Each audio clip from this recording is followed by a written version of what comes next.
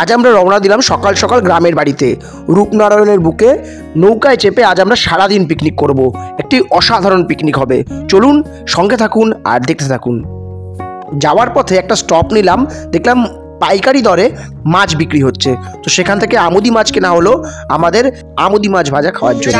পৌঁছে গেছি, এখন বাজে ঘড়িতে প্রায় 9টা। এখন হচ্ছে খাসি কেনার পালা।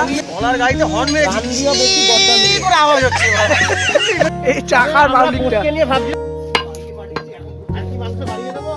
খাসি নেওয়া কমপ্লিট, এবার আবার গন্তব্যের দিকে যাওয়া। চলো। অনেক রকম তো পিকনিক করেছেন, কিন্তু এভাবে পিকনিক কি আপনি করেছেন? একবার দেখুন তো। ঘড়ির টাইম যা বলছে আমাদের কিন্তু ব্রেকফাস্টের টাইম হয়ে গেছে, তো আমরা একটা মিষ্টির দোকানে চলে গেলাম। সেখানে কিন্তু জমিয়ে ব্রেকফাস্ট করলাম, লুচি তরকারি আর সঙ্গে মিষ্টি। একটা অসাধারণ কিন্তু স্বাদ ছিল, আর বিল হয়েছিল মাত্র 521 টাকা। হ্যাঁ, একটাই কম ওখানকার দাম। ব্রেকফাস্ট শেষে চলে গেলাম মুদির দোকানে, আর চলে গেলাম সবজির দোকানে। আমরা এই মুহূর্তে আছি হুগলি জেলার রাজহাটি গ্রামে। সেখানে একটি লোকাল মার্কেট, লোকাল সবজির বাজার বলতে পারেন। এখানে একদম মানে কি বলবো, টাটকা সবজি একদম খুব কম দাম। যেহেতু লোকাল মার্কেট, সবাই নিজেদের চাষাবাদ করেন, তো একদম কম দামে কিন্তু টাটকা সবজি কিন্তু আমরা ওখান থেকে কিনে নিলাম।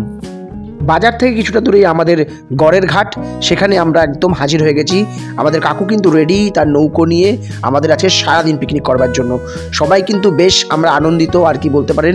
এরকম পরিবেশ আগে কখনো পেয়েছেন কিনা আমাদের জানা নেই, তবে আমরা যে পরিবেশটা পেয়েছিলাম সেটা কিন্তু দারুণ ছিল। এই নৌকায় করে আজকে আমরা সারাটা দিন এই রূপনারায়ণের বুকে ঘুরবো আর জমিয়ে পিকনিক করব। নৌকাতে চলে এসেছি, এবার আমাদের ভ্রমণ শুরু হবে। পুরো টিম রেডি, মাঝখানে রান্নার জন্য প্রস্তুতি নেওয়া হচ্ছে।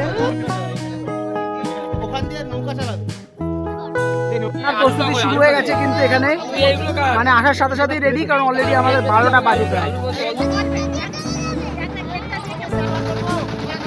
সবাই কিন্তু আমরা বেশ উচ্ছ্বসিত বলতে পারেন এক প্রকার। এরকম পরিবেশ, এরকম ওয়ানডে পিকনিক কিন্তু আমাদের আগে কখনো পাওয়া হয়নি। আর এই দেখতে পাচ্ছেন বাক্সের শাকও, এটা কিন্তু দারুণ দেখার মতো ছিল। যাই হোক, সব কিছু মিলিয়ে রূপনারায়ণের বুকে আমরা আস্তে আস্তে এগিয়ে চলেছি। আমরা জানি না কোন দিকে যাচ্ছি, কিন্তু আমরা আমাদের পিকনিক সহকারে রান্না হচ্ছে একদিকে, একদিকে সবাই আড্ডা মারছে, সবাই সবার মতো করে কিন্তু এগিয়ে চলেছি। চাল কোথায়? পিকনিকে এসছো, চাল কোথায়? বুঝতে পারলেন তো কি হয়েছে? পিকনিক করতে গেছি, বাজার থেকে সবজি কিনেছি, মুদি দোকান থেকে সমস্ত কিছু কিনেছি, কিন্তু চালটা আনতেই ভুলে গেছি। মানে চাল কেনাই হয়নি। তাই আবার কোনো একটা জায়গায় দাঁড় করিয়ে আমাদের কাকু গেল চাল কিনতে। ও আরেকটা কথা, শুধু চাল নয়, আমরা কিন্তু তেল কিনতেও ভুলে গেছিলাম। সেই তেলও একসাথে আনা হলো। তারপর শুরু হলো আমুদি মাছ ভাজা, আর জমিয়ে সবাই আমুদি মাছ ভাজা এই দুপুরবেলা মচমচ করে খেতে থাকলো।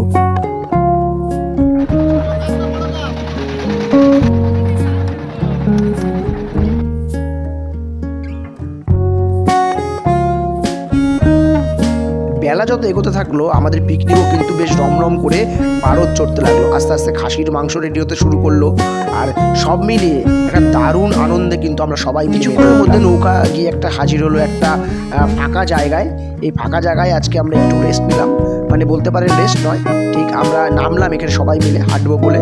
এখানেই মোটামুটি এখন হাঁটবো, ফিরবো, ঘুরবো আর মজা নেব। হঠাৎ করে চোখে পড়লো পাশে একটা বেশ সর্ষে বন মনে হচ্ছে দেখা যাচ্ছে, মানে সর্ষের ক্ষেত।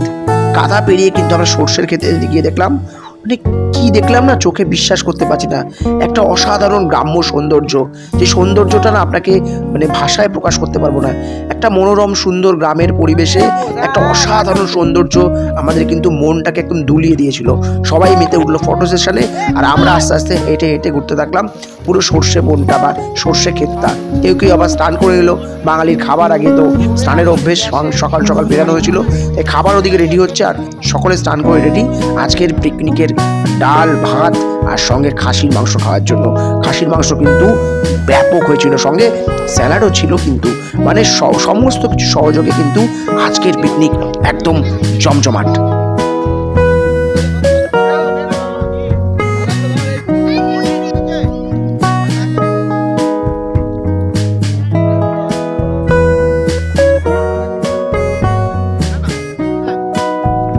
বেলা গড়িয়ে এবার পশ্চিমের সূর্য অস্ত যাওয়ার পালা।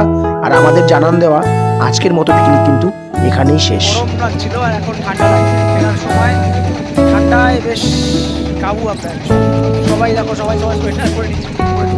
সবাই কিন্তু একটা অন্য রকম কিন্তু আজকের পিকনিক করলাম, একটা অন্যভাবে করলাম। ধন্যবাদ সকলকে থাকার জন্য। খুব ভালো থাকবেন। টাটা।